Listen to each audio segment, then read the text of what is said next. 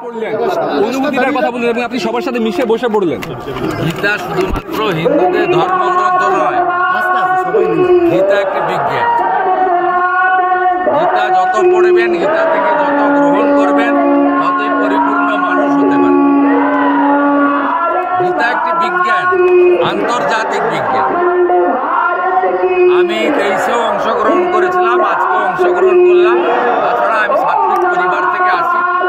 আমার শালগ্রাম, শিলা, তুলসী, গীতা, রামায়ণ, মহাভারত, বেদ, উপনিষদ এগুলো পড়তে হয়, জানতে হয়। কিছুটা আমরা ত্রুটিযুক্ত মানুষ, কিছুটা শেখার চেষ্টা করি। শুভেন্দু দা, তৃণমূল কংগ্রেস তারা বলছে এটাও নাকি রাজনীতির একটা অংশ।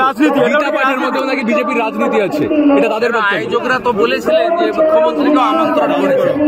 মুখ্যমন্ত্রী না এসে প্রমাণ করলেন তিনি প্রকৃত হিন্দু নন।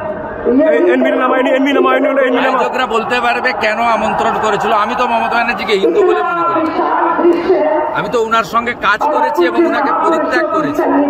হিন্দু বাড়ির ছেলে হিসাবে পরিত্যাগ করেছি, কারণ তিনি সীমাহীন দূষণ, হিন্দু ধর্মকে কালচারাল প্রোগ্রামে পরিণত করা, পিতৃপক্ষে পুজো উদ্বোধনে যাওয়া এবং মহাকুম্ভকে বলা থেকে, হিন্দু ধর্মকে গন্ধা ধর্ম বলা থেকে, রাম মন্দির বিরুদ্ধে মিছিল বের করানো থেকে শুরু করে হিন্দুদের আঘাত দেওয়ার জন্য যা যা করার তিনি করেছেন, তার পুলিশ মন্ত্রিত্বে মা কালীকে প্রিজন ভ্যানে উঠতে হয়েছে। আয়োজকরা ডেকেছিলেন, কেন ডেকেছিলেন আয়োজকরা বলতে পারবেন।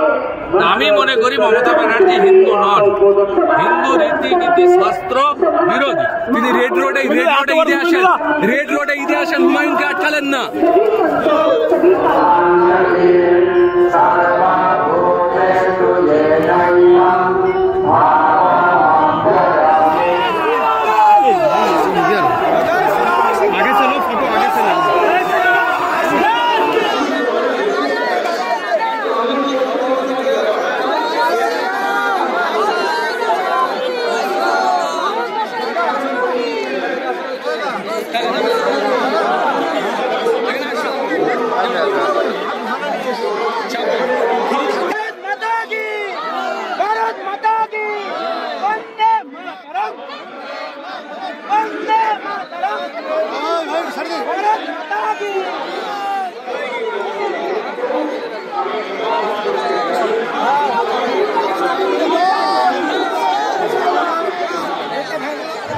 আমার নিজের আনন্দ হচ্ছে যে দেশের স্বাধীনতা সংগ্রামে যে গীতা বড় ভূমিকা নিয়েছিল, অগ্নিযুগের বাঙালি বিপ্লবীরা যে গীতা বুকে নিয়ে স্বাধীনতা সংগ্রামে ঝাঁপিয়ে পড়তেন, নিজের জন্য প্রাণ বলিদান করতেন, আজকের বাংলার যুবক যুবতীরা সেই গীতাকে বুকে নিয়ে এই অরাজকতা থেকে, এই নারকীয় পরিস্থিতি থেকে মুক্তি চাইছে।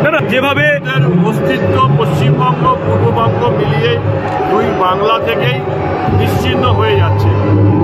এই দুই বাংলা থেকেই যে নিশ্চিহ্ন হওয়ার অবস্থা, একমাত্র ভগবদ গীতাই পাতে আমাদেরকে বাঁচাতে।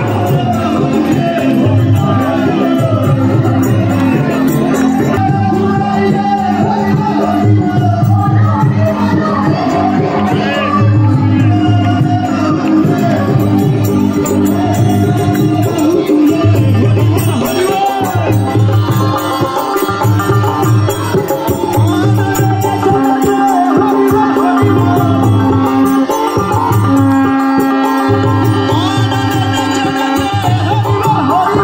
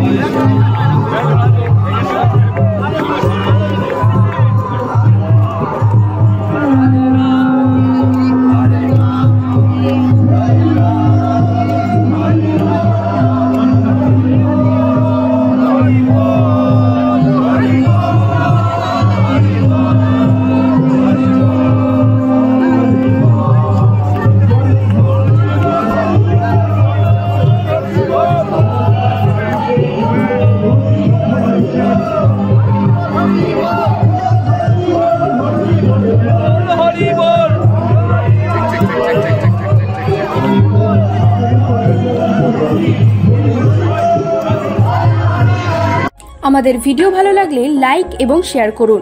কমেন্ট সেকশনে গিয়ে জানান আপনাদের মতামত। আরও ভিডিও পেতে আমাদের চ্যানেল সাবস্ক্রাইব করুন এবং প্রতি মুহূর্তে খবরের আপডেট পেতে প্রেস করুন বেল আইকন।